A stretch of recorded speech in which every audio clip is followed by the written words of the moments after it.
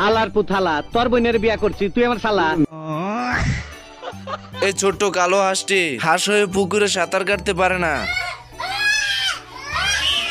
बेकार है भैया मैं तो टूट गया। সাঁতার না জানার দুঃখে জঙ্গলে এসে হাঁসটি বসে বসে কাঁদতে থাকে। তা দেখে জঙ্গলের প্রাণীরা এসে বলে, বাইক না তোমার বডির এই অবস্থা কে? সুই মুই লাও নাকি?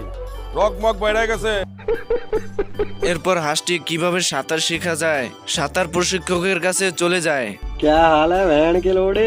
আমি বলুম না, আমার শরম করে। अच्छा এটা কোনো সিদ্ধি ফিদ্ধি না, এটা সবজি।